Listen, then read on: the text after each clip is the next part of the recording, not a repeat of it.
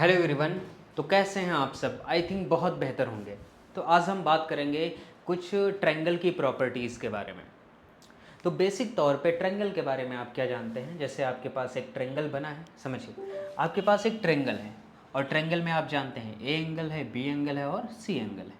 ए की सामने वाली साइड का नाम हमने ए स्मॉल ए दिया, सी के सामने वाली साइड का नाम स्मॉल सी है, ऐसे बी के सामने वाली साइड का नाम क्या है? Small B. ऐसे हम बात करने जा रहे हैं किसकी?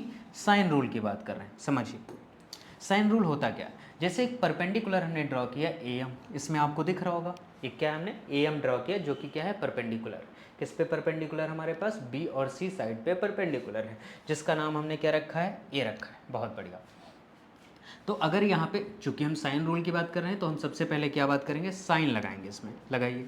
तो हमारे पास क्या आ गया? साइन बी, है ना। बी पे जैसे इस साइड हमारे पास क्या है? एंगल बी है। इस पे जब हम बात करेंगे तो सबसे पहले हमारे पास क्या आता है?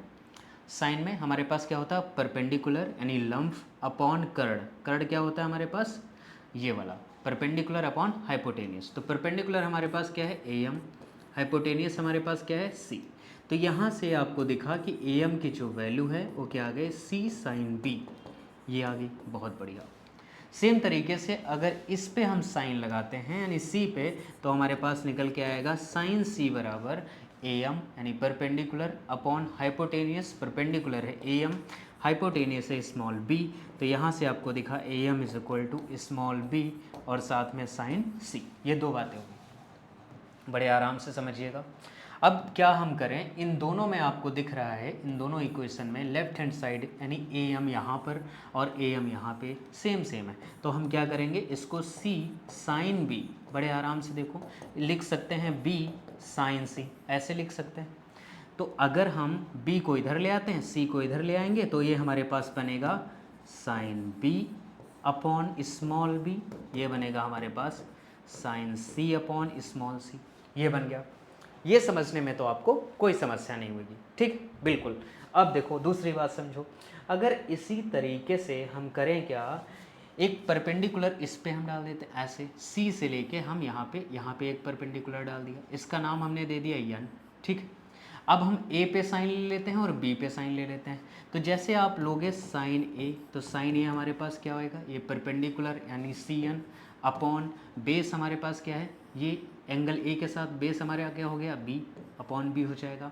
ऐसे अगर बी के साथ लोगे यानी sine B is equal to हमारे पास परपेंडिकुलर क्या है? सी एन अपॉन बेस हमारे पास क्या हो गया? ए। तो यहाँ से आपको मिला कि सी एन की वैल्यू है बी साइन ए, है ना। और यहाँ से सी एन की वैल्यू आपको पता चली ए साइन बी, ठीक। ऐसे तो इन दोनों को हम इक्वल कर सकते हैं। यहाँ से जब करोगे तो आएगा अपने पास B sine A equal to ये साइन बी। बहुत बढ़िया। यहाँ से हम यूँ कह सकते हैं sine A upon small a, यहाँ से हो गया sine B upon small b. ये वाला टर्म आ गया। तो ज़रा ध्यान दो, यहाँ पे हमारे पास क्या है? साइन बी अपॉन बी किसके इक्वल है? साइन ए अपॉन ए के इक्वल है। तो हम इसके साथ में क्या साइन ए अपॉन ए नहीं लिख सकते? यही हमारे पास क्या होता है? साइन रूल होता है। यही हमारे पास क्या होता है? साइन रूल होता है। तो साइन रूल से हम ये समझ पाए कि हमारे पास क्या निकल के आया? Ultimate sine angle A upon small a, sine angle B upon small b, sine angle C upon small c. और आप इसको ऐसे लिख सकते हो, ए अपॉन सबको रेसिप्रोकल कर दो, sine A small b upon sine B और small c upon sine C. तो इससे क्या पता चलता है कि अगर आपको एंगल और साइड दिए गए हैं तो आप उसमें साइन रूल का यूज कर सकते हैं। और कैसे? उस पर बेस्ड हम क्वेश्चन भी आगे करवाएंगे। इसी तरीके से बात आती है कोसाइन रूल की। वो समझो क्या हमको बताता है, वो कैसा होता है और क्या बताता है। समझिए किसकी बात आती है? Cosine rule. समझो कोसाइन रूल क्या कहता है। जैसे हमारे पास एक ट्रायंगल है, बड़े आराम से समझना, ठीक। ये साइड ए है ना, और इसमें बी और सी, इस पर हमने एक परपेंडिकुलर ड्रा कर दिया जिसका नाम हमने डी रख दिया, ठीक। इसके सामने वाली साइड हमारे पास क्या है? ए है, और ये साइड हमारे पास बी है, और ये वाली साइड हमारे पास क्या है? सी है। ऐसे इस तरीके से। इसमें कोई समस्या नहीं दिख रही होगी आपको, या दिख रही हो तो बताओ। हमारे हिसाब से नहीं होनी चाहिए। इस तरीके से हम कर सकते हैं। तो जैसे यहाँ ए जो वैल्यू है वो हमारे पास किसके बराबर है, B D plus D C के बराबर है। किसके बराबर है, ए वाली वैल्यू हमारे पास B D plus D C के बराबर है, तो इसमें तो कोई बात नहीं है, आप समझो। अब हम करते क्या हैं, जैसे कॉस अगर हम बी लगाते हैं, यहाँ से बड़े ध्यान से समझो, बहुत बेसिक टर्म है, आप ऐसे समझ लो, ये ट्रायंगल हम उठा लेते हैं, तो इसमें कोई दिक्कत वाली बात नहीं। ये ट्रायंगल उठाओगे तो इस ट्रायंगल के हिसाब से आपको करना क्या होगा, ए डी है ना, पाइथागोरस लगाओगे, A D square plus D C square है ना, A D square plus D C square बराबर ए सी स्क्वायर आपको करना पड़ेगा। ये वाला कर सकते हैं, बहुत बढ़िया। ये जैसे हमारे पास ए डी स्क्वायर है, ये जो डी सी स्क्वायर आपने लिखा है, बड़े आराम से समझो, ये जो डी सी स्क्वायर आपने लिखा है यहाँ, इस डी सी को क्या हम लिख सकते हैं, B C minus B D, बिल्कुल लिख सकते हैं, बी सी माइनस का बी डी, इसका होल स्क्वायर। और ए सी स्क्वायर की वैल्यू हमारे पास क्या है, ए सी स्क्वायर की वैल्यू हमारे पास बी स्क्वायर है, बहुत बढ़िया। ये हमारे पास हो गया ए डी स्क्वायर, इसको थोड़ा सॉल्व करो, B C square plus B D square minus का 2bc इंटू बी डी, ऐसे कर सकते हैं, इस तरीके से बिल्कुल लिख सकते हैं, कोई समस्या वाली बात नहीं। अब देखो यहाँ पे जो ए डी स्क्वायर है और प्लस बी डी स्क्वायर, ये समझो, ए डी स्क्वायर यानी ये और प्लस बी डी स्क्वायर, इसमें पाइथागोरस लगाओगे तो A D square plus B D square हमारे पास आएगा ए बी स्क्वायर के बराबर। किसके बराबर आएगा बच्चा पार्टी, बी डी स्क्वायर और A D square A B square के बराबर आएगा। तो इसकी जगह पे हम लिख सकते हैं ए बी स्क्वायर, हमने इस वाली टर्म और इस वाली टर्म की जगह पे क्या लिखा, ए बी स्क्वायर प्लस का बी सी स्क्वायर, प्लस का बी सी स्क्वायर माइनस का 2bc, और साथ में क्या है, बी डी है, इधर हमारे पास क्या आ गया, बी स्क्वायर आया, इतना टर्म आ गया। अब और समझिए, आपको समझना ये है कि ए बी स्क्वायर हमारे पास, A B square, A B हमारे पास क्या है, सी स्क्वायर दिया गया, B C square, B C यानी हमारे पास क्या है, ए स्क्वायर माइनस 2bc की जगह पे हम ए लिख सकते हैं। बात आ गई बी डी की, इस बी डी को निकालना है तो इसमें कॉस बी लगा दो, है ना, कॉस बी हमारे पास क्या होता है ना, बेस यानी बी डी हमारे पास हो जाएगा अपॉन कॉस बी, है हाइपोटेनियस यानी सी हो जाएगा। तो यहाँ से बी डी की जो वैल्यू निकली सी कॉस बी आ गई, बी डी की वैल्यू क्या आ गई, सी कॉस बी, तो यहाँ पे हम लिख देंगे ए सी और साथ में कॉस बी, इधर आ गया बी स्क्वायर। अब यहाँ से कॉस बी की आप वैल्यू निकाल लो, तो कैसे निकालोगे, ये आएगा हमारे पास सी स्क्वायर प्लस ए स्क्वायर, इसको इधर लाओगे माइनस का बी स्क्वायर, इसको इधर ले जाओगे तो 2ac और साथ में कॉस बी, 2ac और साथ में कॉस बी। तो यहाँ से हमको ये बात पता चली, कौन सी बात, यहाँ से हम ये कह सकते हैं कि कॉस बी बराबर जो हमारे पास आएगा निकल के, वो क्या आएगा, C square plus A square minus B square upon 2ac। This is a cosine rule. जैसे हमने कॉस एंगल बी के लिए निकाला यानी कॉस बी, ऐसे कॉस ए और कॉस सी भी हम निकाल सकते हैं।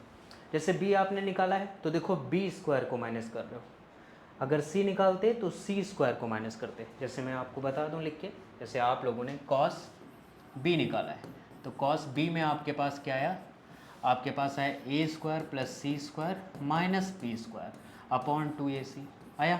ऐसी जब आप कॉस ए निकालोगे तो आपके पास क्या आना चाहिए, ए स्क्वायर को माइनस करोगे यानी आएगा B square plus C square minus ए स्क्वायर अपॉन 2bc, है ना। जैसे यहाँ पे जो लिखा होता है उसका अपॉन जस्ट नीचे आता है।